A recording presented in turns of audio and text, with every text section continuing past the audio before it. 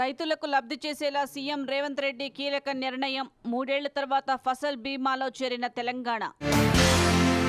త్వరలో రైతు విద్యా కమిషన్లను ఏర్పాటు చేస్తామన్న CM Revanth. SC, ST, BC, minority గురుకులాలను ఇంటిగ్రేటెడ్ క్యాంపస్లో ఏర్పాటు చేస్తామని హామీ. నిమిషం ఆలస్యం నిబంధనను సడలించిన తెలంగాణ ఇంటర్ బోర్డు. పరీక్షలకు హాజరయ్యే విద్యార్థులకు గ్రేస్ టైం 5 నిమిషాలు పొడిగింపు. ఎలివేటెడ్ కారిడార్ల నిర్మాణానికి మార్గం సుగమం. భూములిచ్చేందుకు రక్షణ శాఖ అంగీకరించడంపై సీఎం రేవంత్ హర్షం. వానాకాలంలోగా మేడిగడ్డ బ్యారేజీకి మరమ్మతులు చేయించాలన్న కేటీఆర్. రాజకీయ ఆరోపణలు వదిలి రైతులకు సాయం చేయాలని కాంగ్రెస్కు హితవు. మేడిగడ్డపై నెల రోజుల్లో ప్రాథమిక నివేదిక వస్తుందన్న ఉత్తమ్. కమిషన్ల కోసమే గత పాలకులు రైతుల ప్రయోజనాలను పణంగా పెట్టారని విమర్శ. డ్వాక్రా మహిళల రుణాలపై వడ్డీని ప్రభుత్వమే చెల్లిస్తుందన్న డిప్యూటీ సీఎం. త్వరలోనే వడ్డీ మాఫీ చెక్కులను పంపిణీ చేస్తామని బట్టి వెల్లడి.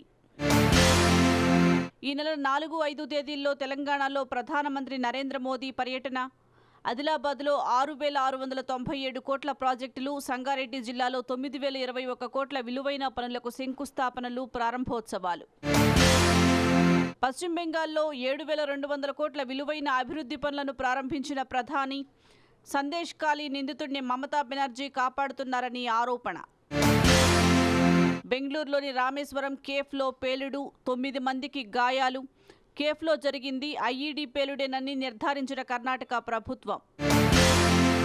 రాజకీయ పార్టీలకు ఈసీ కీలక సూచనలు. కులం, మతం పేరుతో ఓట్లు అడగవద్దని స్పష్టీకరణ.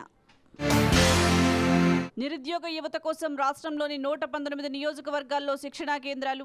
15 రోజుల్లో అంబేద్కర్ నాలెడ్జ్ కేంద్రాలు ఏర్పాటు చేస్తామన్న డిప్యూటీ సీఎం. జేఈఈ మెయిన్స్ దరఖాస్తులకు నేడే ఆఖరు. ఏప్రిల్ 4 నుంచి 15 తేదీల మధ్య ఆన్లైన్ పరీక్షలు. 97.62% 2000 నోట్లు తిరిగి బ్యాంకులకు చేరినట్లు తెలిపిన ఆర్బీఐ. 8,470 కోట్ల విలువైన 2000 నోట్లు ప్రజల వద్దే ఉన్నట్లు వెల్లడి. టెస్ట్ హోదా సాధించిన తర్వాత ఐర్లాండ్ చారిత్రక విజయం.